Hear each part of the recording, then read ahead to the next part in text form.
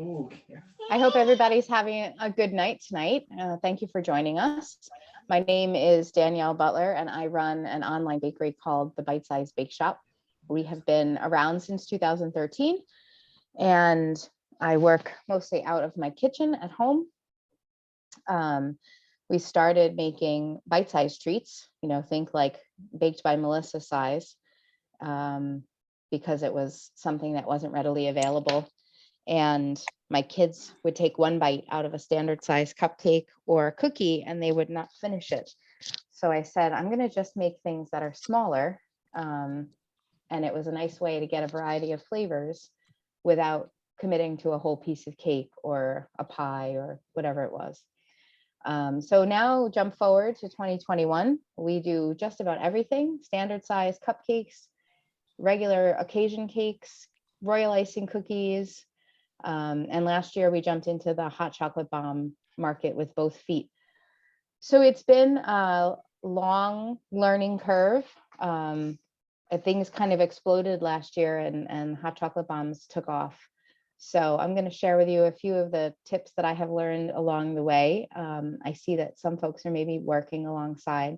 So if you have questions or need help as you're going through, feel free to put your hand up or put a question in that chat, and we'll try to get to them as we're going. There are a couple of things to keep in mind. The first is that chocolate can be very finicky. I use almost exclusively Merkin's melting wafers. They do not need to be tempered. Some of the more expensive brands of chocolate, like Calibut, or even some of the standard, like the Ghirardelli blocks, are whole chocolate, and you need to temper it. It means you need to bring it up to a specific temperature, and then you need to cool it, and then you need to bring it back up to temperature, and then you need to cool it again in order for the crystal structures to form the right way. And I honestly don't have the patience or the time to deal with that. So the very fancy chocolate shops will use much more expensive chocolate. But I find that I get a great product and it's really tasty. The Merkin's is a little bit more expensive than just using like almond bark you can get at Walmart or Target. You could use the Wilton candy melts. I'm not a fan of the way the candy melts taste. I feel like they're a little oily and they don't melt as nicely in your mug of hot milk. So the Merkin's for me, or Clausen's, both of those brands are available locally at Kerry's Candies in Coram, or you can order them online. You can get them on Amazon. You can order them in large quantities. There's a chocolatier called Stover and Company. They do large, 5, 10, 50-pound boxes. It's definitely a labor of love, though, to get yourself set up and comfortable. So if you're interested in doing it, do it. And you can always remelt the chocolate and try again. I have some wire racks set up in my freezer almost permanently, and that's where I do my chocolate cooling. I think that if you had the space to let them cool on the counter, you could certainly do that. But I find that the volume that I need to handle sometimes is so much that I need the turnover to happen quickly. So they go in the freezer for a few minutes and then they're hard and I can pop them out of the shells. So tonight's process, in your kit, you got a little bag with some Merkin's chocolate wafers in them. That's what these are here. These are milk chocolate. They come in dark chocolate or white chocolate. You could definitely color the white chocolate with a fat soluble color. You wouldn't want to put regular gel food coloring into chocolate because it's water based, and water and chocolate do not like each other. So you want to get a special fat soluble color, candy coating or powder, to color your white chocolate. That said, I will use the Wilton candy melts if I have to make a lot of colored chocolate as a base, and I will mix it with good white chocolate just because I find that the colors are easier to control. And it uses a lot of powder, the fat dispersible powder, and it's expensive. So if you're trying to control your costs, you can definitely use the Wilton's or Sweet Shop. They sell those at Michael's now too. That's just another brand. So we're going to start by melting our chocolate. This is going to go in the microwave and we're going to stir it every 30 seconds. So with chocolate, if you overheat it, it will seize. That means that it's going to get hard and you're going to need to let it cool in order to work with it. It happens to me even now. You never know the batch of chocolate that you're going to get. Sometimes older chocolate is harder to work with. If you have older chocolate that doesn't seem to be melting well, you can add a little bit of coconut oil or Paramount flakes. They're like a thinning agent that you can get at Michael's or Walmart. Excuse me. That will help thin out the chocolate and add a little extra fat. So that was our first 30 seconds. If you look at the chocolate closely, you can see there. It's just starting to melt right there, just along the edge, and my bowl's starting to get hot. So I'm just going to give it a little smush with my spoon. You just want to move it around a little bit. And I'm going to put it in for another 30 seconds. After every 30 seconds, you're going to want to stir it a little bit. I find that after about the minute mark, I can usually take what's in my bowl and melt the rest of the chocolate just by the residual heat that's in the bowl already. I do like to use like a stoneware bowl or a crock when I'm doing a lot of melting chocolate. This is what I was making cookies and cream earlier, but I like this kind of heavy duty kind of ceramic because it holds the heat really well. So when I put it in the microwave, I'll let it melt for a while, I'll stir it. And you might think that it's not melted, like I'm going to show you right now. So that was my second 30 seconds. I'm going to push this down and then you can see it's all starting to melt. It's like it just loses its outside layer and then it's all mushy on the inside. So that was 2 30-second bursts in the microwave. And that's all I'm going to do. Even though there are still chunks in this chocolate, I'm going to let the residual heat in the bowl just keep melting it. So you just stir it until all of those lumps are gone. Now the mold that was included in your kit is going to end up making like a 50-millimeter bomb. It's a small size, but I think it's a good place to practice. There are definitely other choices available out there. So if you were going to jump into the hot chocolate bomb market, I would suggest investing in a 3-piece mold, and I'll show you what that looks like. The silicone ones are great for just the home enthusiast, somebody who is going to do this for fun with their families. But if you were looking to do this on a large scale, the 3-piece molds are produced by a Brazilian company called BWB, and they are enable you to go much, much faster in making your chocolates. Hang on one second.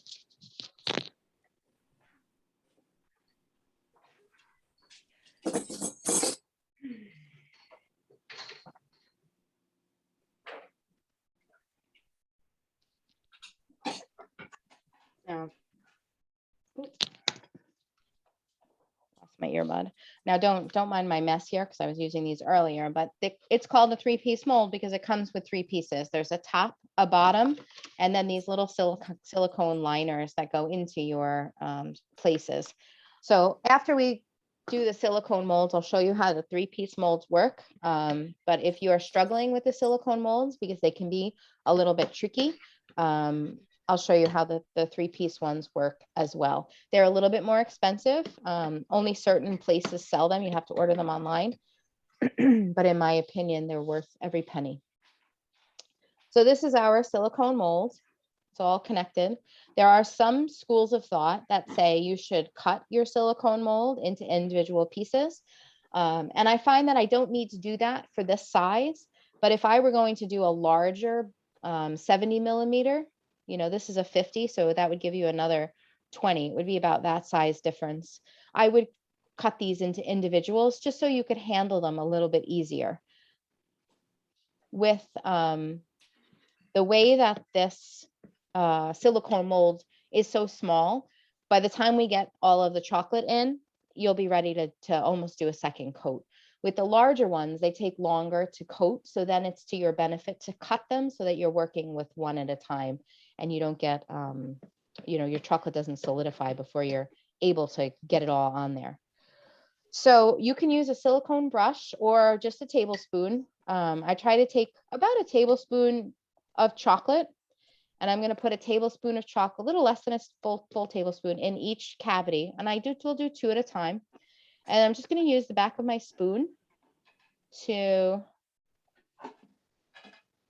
kind of coat the inside. And I want to take my spoon and drag it up the side and make sure that I cover all of the edges with chocolate. So do you see how I've gotten the chocolate all the way around? And you can move it. It's nice and liquidy and melty. You can move it around so that it covers the whole inside of the mold. And you want to make sure that there are no air bubbles. So once you have your chocolate in there, you're going to give it a little tap on the counter, and then you're going to let it drain. So you're going to turn it over and let that extra chocolate just drip out. You don't want your chocolate bomb to be too thick on the bottom because it won't leave you any room for marshmallows and hot chocolate mix. So we're going to do that same process. I'm just go back and clean up the edges so that when you go to unmold it later, you don't have a bunch of chocolate that breaks off. So we're going to do that again. We're going to put a little bit of chocolate in the bottom and come up the sides. I like to do in these silicone molds twice. We'll put the chocolate in, we'll make sure that everything is covered, and then we pop this in the freezer for a few minutes just to let it harden up. And then I'll go back and do a second coat just around the edges. I won't put any more in the bottom because typically the chocolate kind of flows there as it's you know, kind of settles into the bottom. But if you dump out that extra,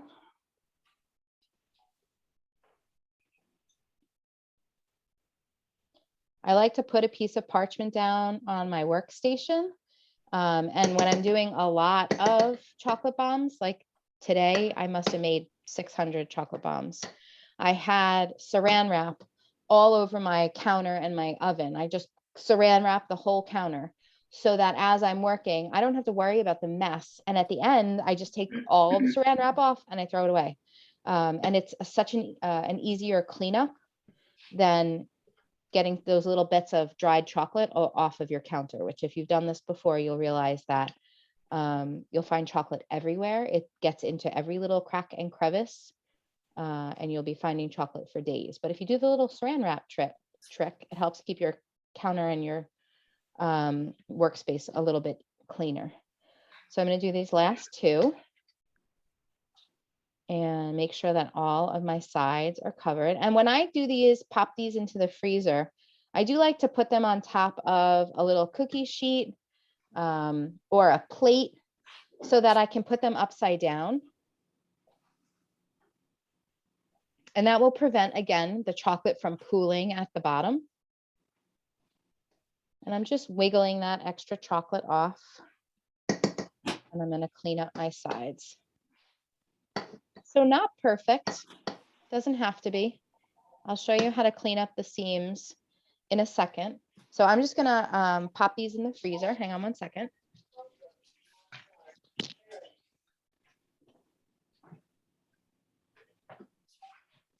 Hello.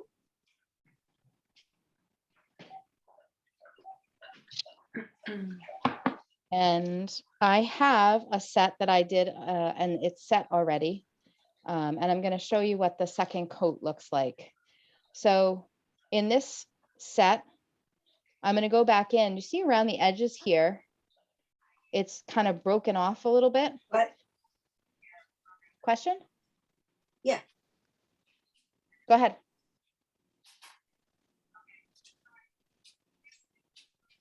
Does somebody have a question?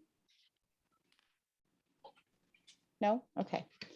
So I'm going to just go back. Once your chocolate has hardened in the freezer for a few minutes, you're going to go back and you're going to take the, the back of your spoon, and you're just going to do the edge, just the edge of your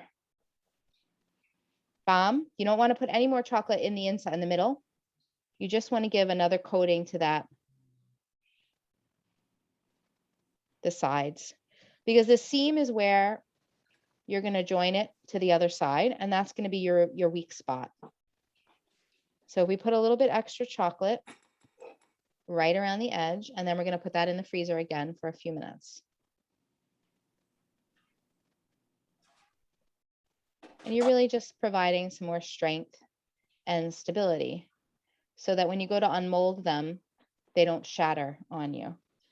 And if that happens and your bombs shatter, just put the chocolate back in the bowl and remelt and start again.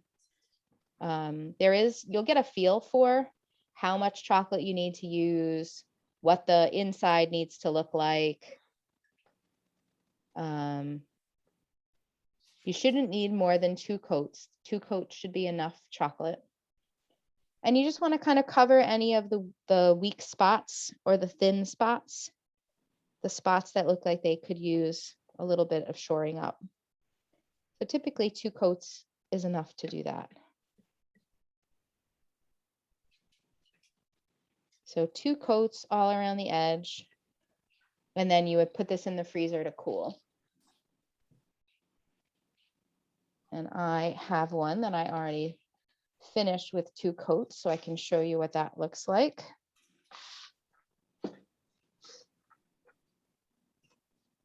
So when you take your mold out of the freezer, you're going to want to very gently tug the sides of the mold to kind of separate. I'm pulling my fingers away from each other, and you can see the silicone releasing the chocolate. You see that? It kind of lets it go. So I do it all the way down, and then I turn my mold around and I do it that way too. So then you can see that all of the molds now, they don't seem connected anymore to the chocolate. So I'm going to take my left hand and I'm going to take my fingers, these 2 fingers underneath, and I'm going to push up on the bottom of the bomb, and it should pop right out. And then you can set that aside. So I'm going to do that again. Just push up on the bottom of the bomb. And if you've taken the mold apart successfully, you've loosened it on the sides, it should release no problem. So do that for all 6 of your pieces. They come out nice and easy. And because we reinforce those sides, we have a little bit of extra chocolate. You can see that there's a little extra chocolate there in the end. We'll get rid of that when we clean up the bombs and we seal them together. The extra chocolate is not a big problem. So I'll show you a couple of ways that you can seal your bombs to make them look pretty. All right, so that's our 6 halves. So that will give you 3 of these smaller hot chocolate bombs. So we need 2 halves. We're going to fill them with marshmallows and hot cocoa powder. And I'll show you what to do here. See, we have a gap. So if we were going to seal this together, this is touching on some sides, but not touching all the way around. We'll just fill that in with a little bit of melted chocolate, and you'll never even notice the gap. So for 3 of these, we're going to put hot chocolate powder and marshmallows in 1/2. So you got a packet of the Swiss Miss is what I typically use inside. In these little bombs, you shouldn't need more than like 1.5 teaspoons of hot chocolate powder. So I'm going to put hot chocolate powder in 3 of them. And then I'm going to add some marshmallows, which were also included in your kit. And you can definitely make it fun. You can put in sprinkles. You can add different flavors. There's lots of flavor varieties out there, lots of ways to kind of make it special. You can add crushed up peppermints. You could add pieces of Reese's peanut butter cup if you wanted chocolate. They sell lots of kind of flavored marshmallows now in the grocery store. You could definitely think about doing a flavored marshmallow, flavored cocoa powder. It really is up to your imagination. And now to seal, you have a couple of options. You can use the melted chocolate, which I'll show you in a second, or you can I do a hot plate method. So I'm going to take this ceramic plate, I'm going to microwave it for about 2 minutes and make it nice and hot. And then I use that plate to make a nice clean edge on my bomb. And then it's melty. And then when you stick it together, the seam fits really nicely because you've eliminated all of those kind of bumpy spots of chocolate. But if you wanted to, you do the melted chocolate method. You're just going to put a little bit of melted chocolate on the edge of your bomb. And you can do this with a spoon, or you can do it with a piping bag, or whatever feels comfortable. You can also dip the edge right into your bowl of chocolate if you would like. And then you're going to take your hot chocolate bomb and you're just going to fit the two sides together. And the chocolate will form a glue. So what I like to do after I fit my pieces together is come through with my finger and just try to fill in some of those holes. So now I'll dip into my melted chocolate. Of course, I was starting with clean hands. And you're going to fill in any of those holes in your seam. So then you have a closed hot chocolate bomb. So you might be saying, Danielle, that doesn't look very pretty. And it doesn't. But the secret is we're going to hide that seam with a little bit of drizzle in a minute. So I'm just going to set this bomb in my silicone mold as a little holding spot. And I'm going to show you the plate method in 1 second.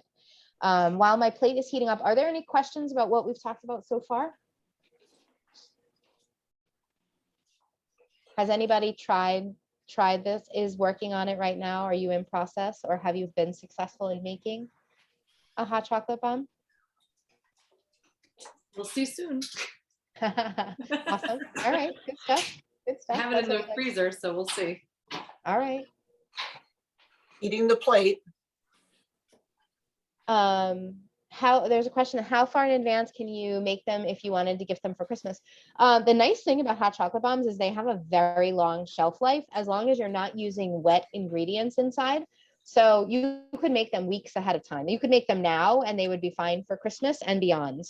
I had you always try to test. I test on my family all the time. We had some chocolate peppermint ones left from last Christmas that my kids ate right before Thanksgiving. And they didn't look as nice, but they definitely tasted okay. The chocolate had a little bit of a dusty look to it, but it's just because it had gotten a little older, but all the ingredients inside were dry. So I think that speaks to a pretty decently long shelf life. I only use marshmallows, cocoa powder, and dry stuff in my inside of my bombs.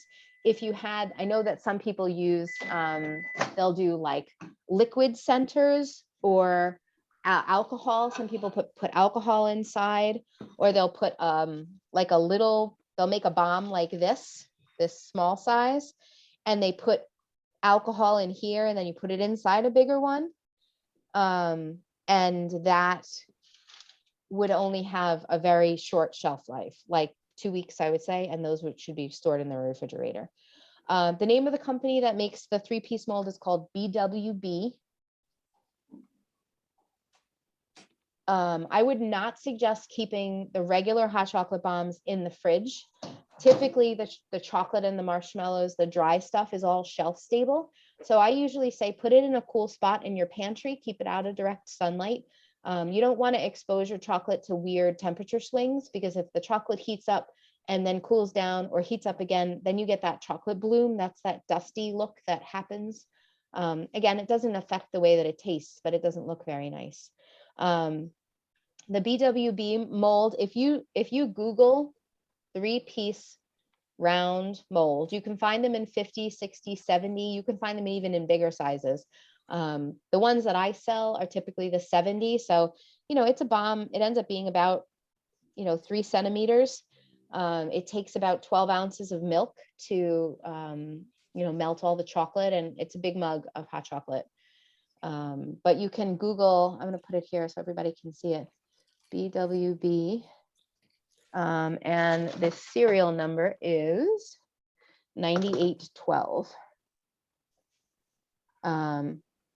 This is going to be for the 70 millimeter size. The serial number will be different for the smaller sizes if you wanted to. There's a place in Boston called Foreman House.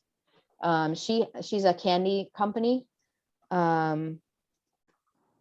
She has a lot of this stuff in stock, or Chocolate Candy Warehouse has a lot of these molds also. The other suggestion I'll give you is that there's a couple of really good groups on Facebook, all devoted to hot chocolate bombs. So one of them is called All About Hot Chocolate Bombs, or All About Hot Cocoa Bombs. If you're interested and want to, keep learning and trying, join the Facebook group. It's lots of really talented people, and some of the things that the ladies and men do there are just incredible. They're outside even of my comfort zone. So my plate is hot. I like to use a little bit of parchment paper on top just to stay a little cleaner. And I'm going to let that half rest just for about 3 seconds. And I wiggle it back and forth. And do you see how nice and clean it made my edge? Took away all those bumpies, and it gave me a little bit of melted chocolate there to seal with. So I'm going to press my 2 halves together. I'm going to clean up my seam. And again, I need just a little bit of chocolate to close. I find that with the silicone mold, the seams are not as nice.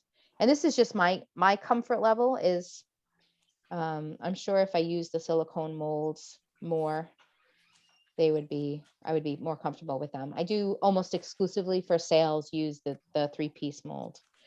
And then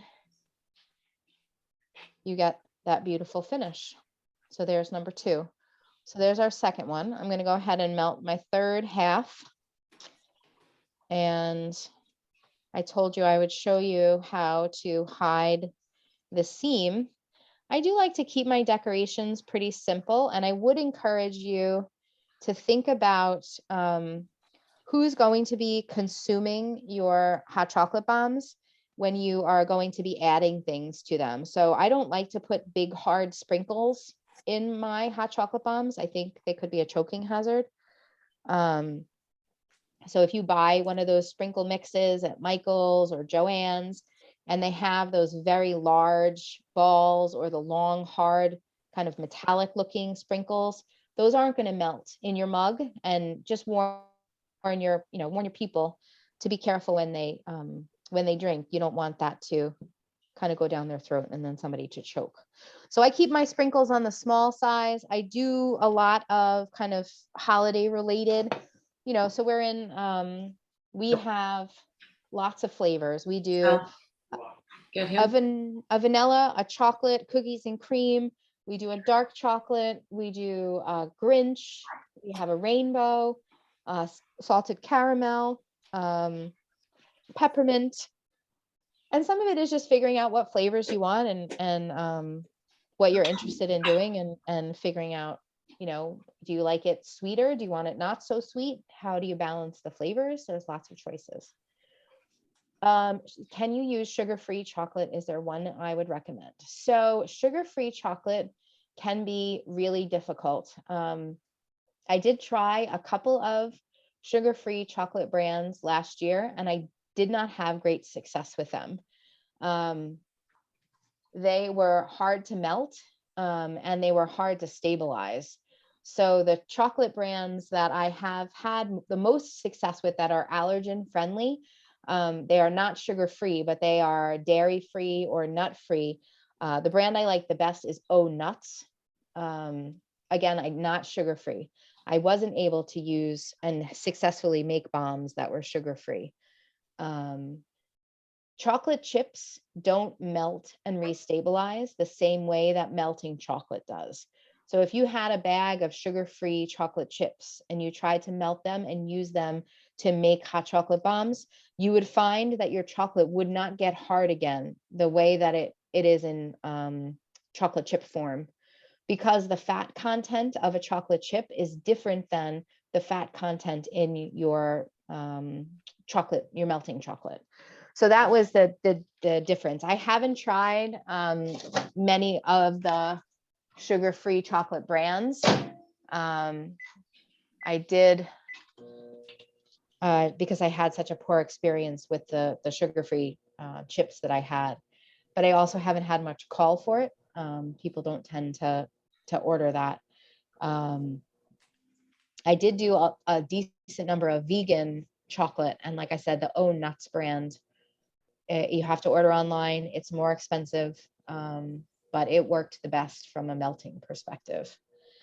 All right, so I am heating in the microwave a little bit more chocolate that I had left over.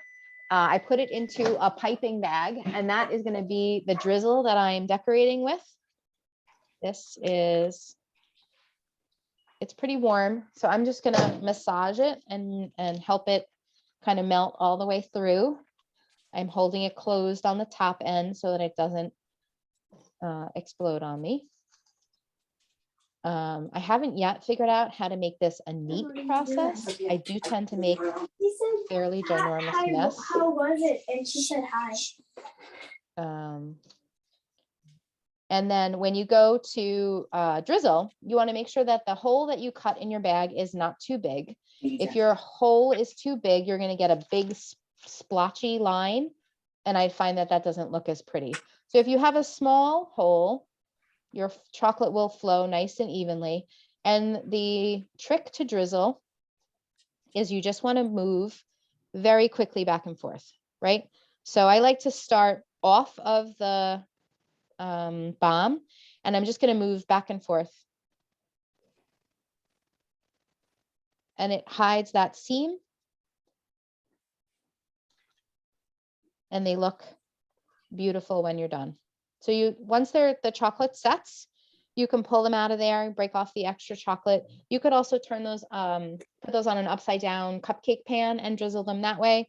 Sometimes I just put them in the cupcake liner, and that's, I drizzle them in before I put them away. And you could add some sprinkles to that if you wanted. But that's pretty much it. So we could, you know, you could garnish with candy or sprinkles on top. Again, I like to keep track of my flavors. So for me, this would just be a milk chocolate bomb. I keep my milk chocolate bombs pretty simple. I usually just do the drizzle and a little bit of chocolate sprinkle. If I have flavors, I will put something that is reminiscent of the flavor on top so that I know what the flavor differences are if they're all the same kind of shell. So I have like a salted caramel one that has little chunks of caramel on the top and little pieces of sea salt. So looking at it, you would tell that that was different from milk chocolate shell. So that are those are the basics of hot chocolate bomb making. What other questions do you have? How do you present them? How do I present them? Good question. So it depends on, I offer them for sale in a variety of ways. I offer singles individually wrapped, or 2-packs or 4-packs or 6-packs or a dozen. And if I, you know, in those cases, I will just put them in a standard size cupcake holder. I put them inside a cupcake liner. Let me grab one for you. Hold on, I'll show you.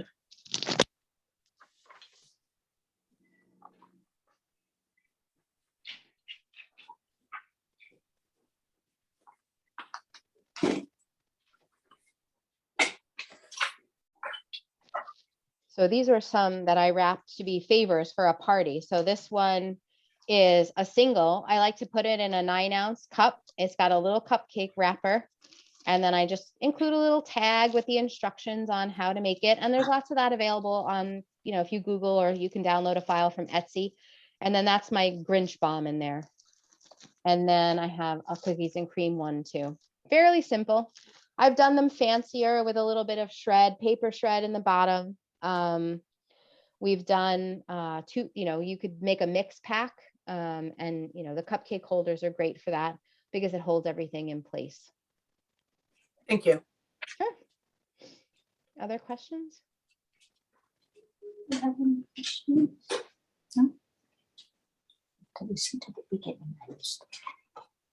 Did you have success with the bombs that you took out of the freezer? I got 2 out of 3.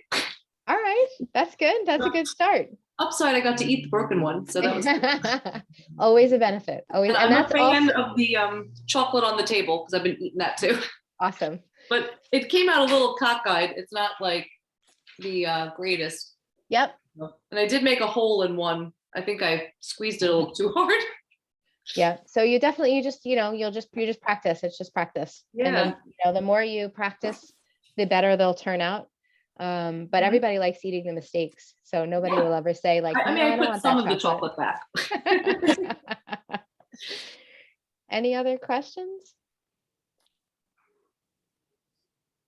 All And then right. you just basically put these in a cup, you said, with like 8 ounces of hot steaming milk. Yeah, then so this size I would use about 8 ounces of very hot milk. I usually do like 2 minutes in the microwave. You really want the milk you have to be careful when you're pouring it because it will burn you. But the hotter the milk, the better the explosion. So if your milk is very hot and you do that pour, and then you're pouring all in the same spot, don't pour the milk all over, just pour it in the same spot and you'll get the hole, and then the milk sinks down and you get this wonderful explosion. It's really fantastic. Cool. And then we can just store these in like a plastic container. Yeah. Yep. Ziploc or Gladware or something. Yeah. I would stick them inside, like put them in a cupcake liner so they don't roll around. Okay. But then you could definitely put them into a container and stick them in the pantry until, cold snowy day and you want a little bit of hot chocolate. And those were just cups that you use, like just little like drinking cups? Yeah. Those are that's like a 9-ounce tumbler, like you'd use for a party. Yeah. You can buy them at the dollar store. You can get them. They sell lids for them at like the restaurant supply, or you can order them on Amazon. I find that, for just gifting purposes, the cup protects them in the little bag enough that you don't have to worry about the chocolate crumbling. Right. I wouldn't suggest just putting them into a bag because that, I know it. Yeah, that wouldn't last. No. That's why I was curious. That's a good idea. Okay. Yeah, the little cup, and it adds a little bit of cost, but it's minimal for the protection factor, I think. Yeah, definitely. Any other questions? Hi. How would you add like caramel to the inside?